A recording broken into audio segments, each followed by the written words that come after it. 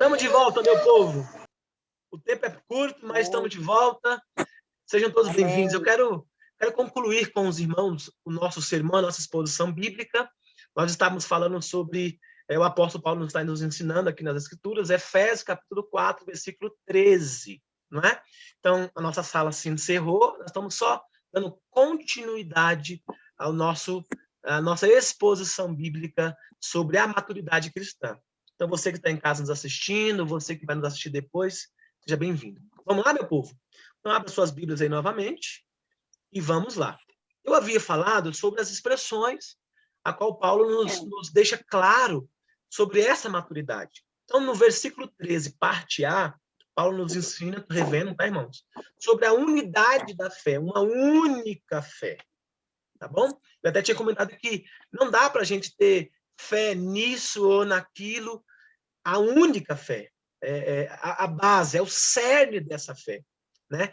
Então, a principal qualidade de uma igreja, ou de um cristão maduro, é a sua concordância em respeito à fé. Então, quem é essa fé que nós temos não é nossa, foi Deus que nos deu, foi Cristo, não é? E a segundo ponto aqui no versículo 13, ainda na parte B do versículo, Paulo nos ensina acerca da maturidade, que é o conhecimento do Filho de Deus. Então, quanto mais a gente conhece Deus e a sua estrutura, as suas doutrinas, os seus ensinamentos, mais a gente amadurece, não é? Mais a gente sabe lidar. Inclusive, dando até só um pequeno exemplo dessa questão de conhecer Deus, é a questão do estudo, irmãos.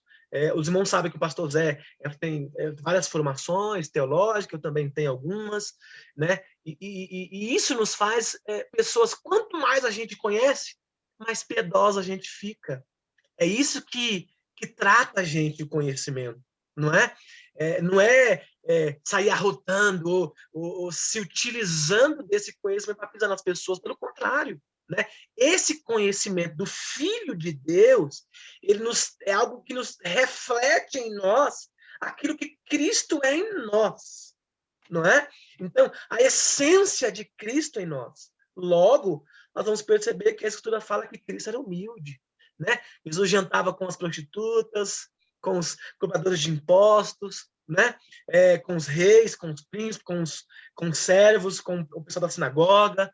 Então, a gente vai compreender até a estrutura humana de Cristo, uma vez que ele veio como homem à Terra, mesmo sendo Deus. Não é? Isso reflete em nós, em nossa maturidade cristã. Ok? Bem, a terceira coisa que eu vejo nesse texto, no versículo 13 do capítulo 4 de Efésios, parte C do versículo, é varão perfeito. O que o apóstolo quer falar para nós? Varão perfeito. A perfeição é um alvo inatingível para o ser humano. Somente Deus é perfeito no sentido pleno desta palavra. Mas a perfeição aqui é uma referência à perfeição de Cristo. Olha que legal. Então, Paulo aqui está nos dizendo o seguinte, que nenhum de nós somos perfeitos. Não dá para chegar nessa perfeição. Né? Como humanamente falando, não é? E até tem algumas pessoas que acham que esse termo varão perfeito é a quantidade de glória que você dá, é a quantidade de línguas estranhas que você fala, é a quantidade de vezes que você vai ao monte, é o seu nível, o seu grau de espiritualidade. Não. Aqui essa perfeição não é de nós mesmos. Essa perfeição vem de Cristo em nós. Então, a capacidade de estarmos em Cristo não vem de nós, é dele, e por ele são todas as coisas. Então, essa perfeição aqui é uma referência à perfeição de Cristo em nós. Se estamos em Cristo, aos olhos de Deus, somos perfeitos. Né? Somos perfeitos em Cristo, equivalente a conformar-se plenamente com os padrões de Cristo, conforme diz Romanos capítulo 12, né? Não vos conformeis com o padrão do mundo, né? Mas com o padrão de Cristo, renovar a nossa mente em Cristo. Olha que legal isso, irmãos. Então, essa parte C do versículo está nos ensinando ter maturidade para acompanhar, para se promover em Cristo Jesus essa perfeição, né? Para que isso, eu vejo que até quando Jesus vir buscar a sua igreja, a gente vai estar tratando dessa perfeição, até Cristo voltar para nos buscar, para nos resgatar, não é? Por isso que essa maturidade que Paulo está nos ensinando, que nos ensinou lá em Corinto, e também nos ensina aqui em Efésios, para a cidade de Efésios e para nós, os dias de hoje, é isso, irmãos. O grande problema, dando só um parênteses aqui, o grande problema da sociedade cristã é achar que a sociedade humana, filosófica, social, política, seja qual for, ela tem estrutura para a gente amadurecer. Não tem, não tem, não tem. Talvez tenha para uma visão humanista, humana, né? Para as pessoas que ainda não servem a Cristo, que não conhecem Cristo. Uma vez que nós fomos chamados por Cristo, antes da fundação do mundo, ele morreu na cruz por mim, por você e por nós somos nova criatura. Então, a nossa essência, o nosso pensar, o nosso falar, a nossa escola, o nosso entendimento vem de Cristo. Logo, Cristo é a palavra, João capítulo 1. Ele é o verbo. Ele é a estrutura física em nós. Ele é a estrutura escrita que nós lemos para nós, revelado a nós através do Espírito Santo de Deus. Não é? Então, isso é perceber essa questão da perfeição. É compreender que a nossa cosmovisão não é a mesma de um cientista político, não é a mesma de um cidadão comum, não é a mesma de um filósofo, não é? Não é a mesma de um sociólogo. Não é.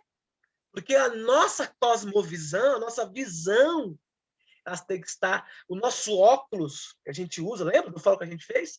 Acho que uns 2 anos atrás? A nossa lente de visão, nosso óculos, é as Escrituras. O nosso olhar para o mundo é na perspectiva bíblica cristã. Amém, irmãos? Então é isso que Paulo está nos apresentando aqui.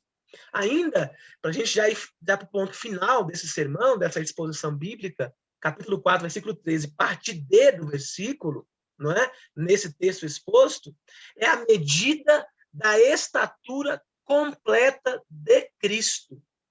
Ao mencionar essa estrutura de Cristo, Paulo, sem dúvida, não se referia à estatura física de Cristo, tamanho, né? Pequeno, médio, grande, gordo, não.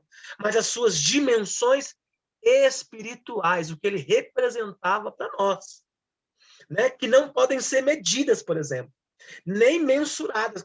Quem Deus é, na verdade, né? Na estrutura divina de Deus.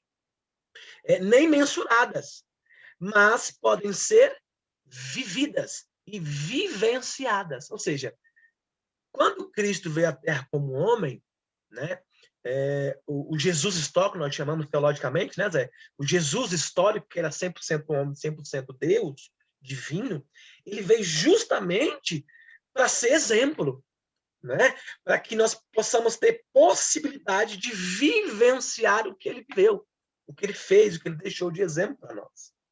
A medida da estatura completa de Cristo é referente ou se faz referência à sua plenitude.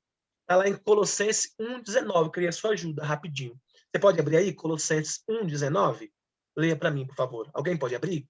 Uma outra pessoa, Colossenses 2,9. E uma outra pessoa, Efésios 3,19.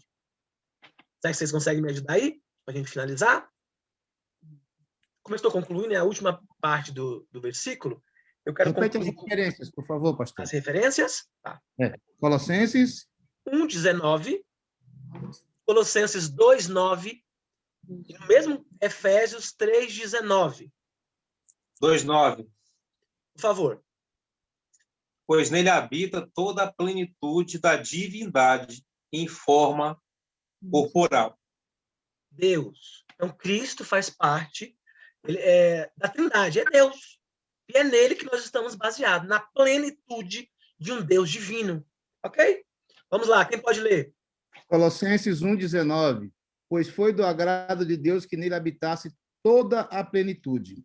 Amém. Aí. Então, em Cristo, irmãos, está toda a plenitude para a nossa maturidade cristã, né? Seja como criança, como menino, como jovem, ou como já adulto, mais maduros. Todas as etapas das nossas vidas, Deus tem a nos ensinar. É aquela imagem que eu mostrei no início, né? Quem lê Efésios 3,19?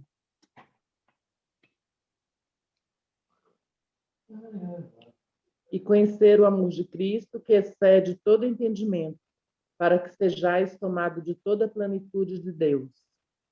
Irmãos, nós temos que revestir desse conhecimento e buscar na fonte. A fonte não é a política, não estou dizendo que a gente não tem que estudar política, não estou falando isso. Eu estou dizendo sobre maturidade cristã. E eu estou dizendo que a resposta para a nossa maturidade cristã não está em partidos políticos, em estruturas humanas. Está em Cristo Jesus, que nele está a plenitude daquilo que precisamos. Irmãos, oxalá se todos os nossos políticos, nossos representantes governamentais, tivessem essa cabeça, porque eles teriam uma governabilidade muito melhor do que estão aí. Mas parece que é o contrário, né? Quanto mais professa uma fé, mais corrupto é, né? Aí é complicado, irmãos. Não deveria ser assim. Não deveria ser assim. E aí a Bíblia fala um pouquinho sobre o governo do justo. Lá a gente pode entrar depois nesse assunto lá no fórum, Zé. Estou só colocando para você já pegar aí, Zé. Né? O governo dos justos. Que não quer dizer que é crente, né? Que nada a ver. O governo do justo é uma outra coisa, uma outra colocação que Paulo está falando lá no governo do justo sobre a questão política. Bem, então, para a gente finalizar aqui, plenitude lembra algo que abrange todas as dimensões, né? Falando da medida da estatura completa de Cristo, na parte D do versículo, largura, comprimento, altura, profundidade. Efésios 3,18, quem pode ler? Cristo, Deus.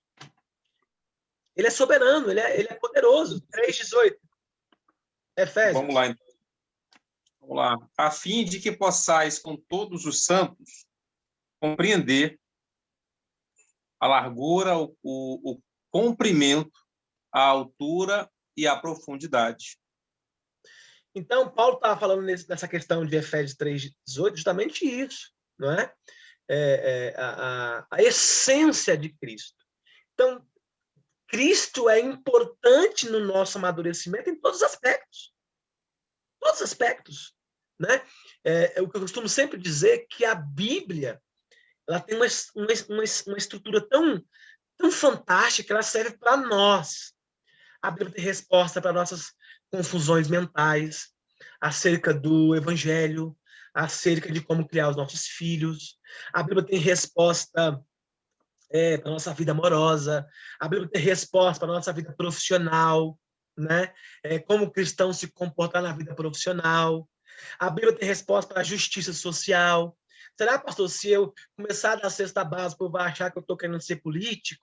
Né? Então, a Bíblia tem essa resposta sobre o nosso conceito social, nossa função de justiça social. Então, o que eu quero hoje refletir com os irmãos, já dando um gancho lá para o 8º Fórum de Educação Cristã, é que nós cristãos, nós da Igreja Batista Reformada da Vida Abundante de Águas Lindas, e os irmãos que vão nos ouvir, nos ver logo mais, nós temos, irmãos, que buscar em Cristo essa maturidade. Deixar de pensar como menino. Essa fase de menino já passou. O leitinho, o Neston, a gente já tomou. Agora o alimento é mais sólido, né? Agora a gente precisa pensar, agir, falar como homens, no sentido de maduro, como pessoas maduras. Isso que Paulo falou em Corinto. E é isso que Paulo está repetindo em Efésios 4,13, dizendo todas essas coisas que eu disse para vocês. Né? A unidade da fé, a única fé, conhecimento do Filho de Deus, conhecer sobre Cristo, a essência do Evangelho. Nos tornarmos perfeitos, temos exemplo Cristo em nós, né? Varão perfeito. E a medida da estatura completa de Cristo. Ou seja, resume esse versículo 13, essas expressões, de que a nossa esperança, o nosso conhecimento, o nosso entendimento de maturidade é baseado nas Escrituras. Meus irmãos, que o Espírito Santo de Deus possa conduzir nessa maturidade, mesmo porque cada um tem uma experiência individual. Quando eu falo experiências de vida, não é? Mas quando se trata de uma maturidade espiritual, é um só Deus, uma só fé e um só Senhor. Vivamos esse evangelho, igreja. Tudo que acontece no mundo, inclusive a pandemia, é para isso, é para a maturidade cristã. Infelizmente, muitos entre nós, amigos, irmãos, outras pessoas de longe, da igreja local e da igreja global, se distanciaram, perderam a fé, porque não compreenderam a fonte disso. Porque eu estava baseado no pastor fulano, na instituição fulana, né? No ensinamento ciclano, eu vi pela internet isso, aquilo. São bases rasas, não é? Quando, na verdade, a nossa essência... Eu lembro que, alguns domingos atrás, eu falei sobre essa questão. A nossa estrutura é Cristo, a nossa base. Até no dia do lote lá, do culto que a gente falou sobre essa questão, né? A nossa base, irmãos, é Cristo. Não dá para ser edificado e buscar um amadurecimento em qualquer base. Porque vai cair, vai desmoronar, vai se perder no meio do caminho. Eu tenho fé que o Senhor chamou você que está aqui nessa sala, os irmãos que vão me ouvir. Deus escolheu, vocacionou a Igreja Reformada de Águas Vindas para dizer ao mundo, para dizer à cidade de Águas Vindas, quem é a nossa estrutura, quem é o nosso professor, quem é o nosso cerne, o nosso centro. Jesus Cristo. Deus abençoe, meus irmãos. Obrigado pelo tempo investido. Hoje foi bom, né? Desde as 18 horas que nós estamos aqui nas salas, né? Estão indo lá quase das 9 e pouco. Então, foi muito bom. Olha, o meu abraço a todos. Muito obrigado por esse segundo momento do culto, a exposição. Eu vou até enviar esses esboço para vocês, caso vocês queiram ler, né? Perceber, entender, tirar as dúvidas, questionar. Fiquem à vontade, tá bom? Muito obrigado. Semana de bênção a todos. Nós vamos nos ver na quarta-feira na sala de oração. Tem mais um tema aí para nós, tá bom? Beijos, abençoe, paz de Cristo a todos. E até quarta-feira na sala de oração. Até domingo que vem. Tchau, Lu, tchau, Hugo, tchau, pastor Zé Dias, Madalena, Joab, Netinha, Maria de Fátima, Di. Beijo, tchau, gente. Tchau, Alisson. Tchau para vocês. Deus abençoe. Um abraço, obrigado, semana abençoada aí para todos. Amém. Deus Meu irmão abençoe, já está em obrigado. casa, pastor. Ô, Glória, bênção. Glória a Deus, minha irmã está em casa. Bem, está bem. Obrigado, Jesus. Pelas orações. Deus é Tchau, maravilhoso. meu Glória a povo. Deus. Eu já estou ruim do meu olho Glória a aqui, Deus, Ora aleluia. aí por mim, que eu Tchau, estou com meu povo. olho de novo. Beijoca para vocês.